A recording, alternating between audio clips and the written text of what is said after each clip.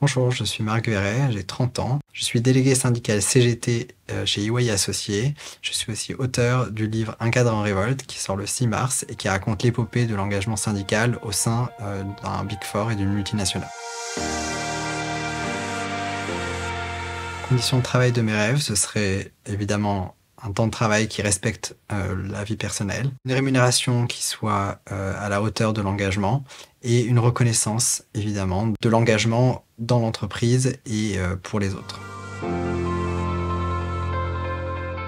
Au début, les conditions de travail sont plutôt correctes. On est dans une ambiance de promo avec un certain nombre de collègues qui ont notre âge, une protection de la part de la hiérarchie au début. Les premiers mois sont plutôt bon enfant. Et puis, progressivement, la lassitude s'installe, le temps de travail s'allonge, les journées deviennent de plus en plus fatigantes et stressantes. Et du coup, ça crée une sorte de désillusion parce que le temps de travail devient très long, on a très peu de temps pour nous. Le salaire, en réalité, ne compense pas ce sacrifice et on n'est pas reconnu à notre juste valeur puisque la hiérarchie ne fait pas toujours attention à notre engagement. L'étincelle de l'engagement, il vient vraiment à une date très précise qui est la fin de la 3e année. C'est un moment où on fait un bilan de notre carrière, de notre parcours dans l'entreprise. Soit on reste encore 2 à 3 années pour devenir manager, soit on s'en va. Et pas mal notre promotion en fait s'en est allé. Il y avait à peu près 50% de notre promotion qui est partie à peu près à cette période-là. Je me suis dit que c'était le moment de s'engager parce que j'avais l'expérience en tant que militant politique. J'avais la culture contestatrice et par conséquent, je me suis dit que c'était à moi de le faire ou que cela ne se ferait jamais. Et donc, je me suis senti le devoir, en réalité, de s'engager.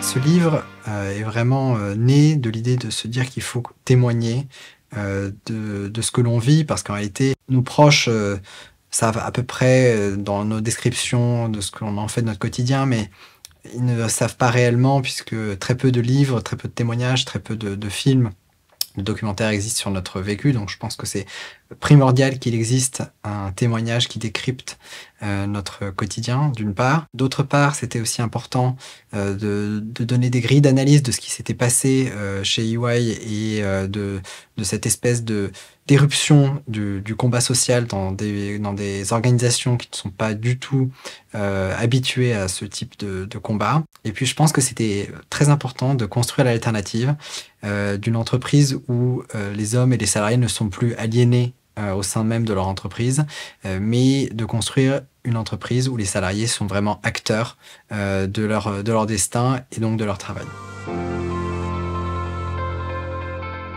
Alors maintenant, bien entendu, la lutte continue. Depuis la fin de la rédaction du livre, qui était en 2021, pas mal de choses se sont passées. Il y a eu en particulier les élections professionnelles de décembre 2023, avec un taux de participation record à près de 60%, ce qui n'était jamais arrivé dans le secteur. C'est vraiment un record absolu. Et on est devenu majoritaire, ce qui signifie que les choses peuvent bouger à partir de maintenant. Donc on a gagné une première étape. On va maintenant concrétiser cette première victoire en imposant à l'entreprise une réduction du temps de travail. En tout cas, c'est le projet des prochains mois. N'hésitez pas à vous syndiquer, en tout cas, parce que c'est vraiment via les syndicats et via l'action collective dans les entreprises que vous pouvez changer les choses. Et ça, je pense que c'est absolument primordial de le comprendre, parce que sans les syndicats, rien ne changera.